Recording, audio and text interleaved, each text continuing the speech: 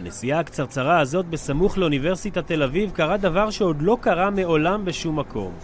בזמן שאנחנו נמצאים באוטובוס החשמלי הזה, תוך כדי נסיעה אנחנו לא מרגישים שום דבר מיוחד, אבל האוטובוס כרגע נטען. מדובר רק בקטע של 700 מטרים שמתחת לכביש הוטמנו אותם סלילים חשמליים שטוענים את האוטובוס. החברה הישראלית אלקטריון קיבלה אישור לפרוס את התשתית החשמלית באותו קטע צנוע בתל אביב בתור פיילוט.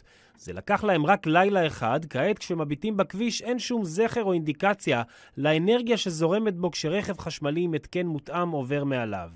החזון של החברה הוא שזאת תהיה הדרך להטעין רכבים חשמליים בעתיד. בינתיים לשם הפיילוט הובא אוטובוס חשמלי מיוחד שיוצר בסין. אוטובוסים הם הגורם המזהם ביותר על הכביש והם גם פועלים במסלולים קבועים, לכן הפיילוט מתחיל איתם.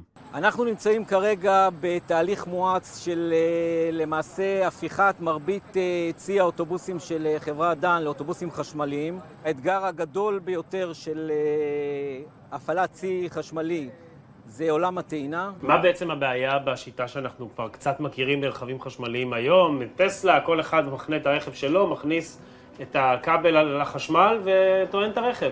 אז תדמיין 300,000 רכבים פרטיים בתל אביב, שמגיעים בסוף היום ורוצים להיטען.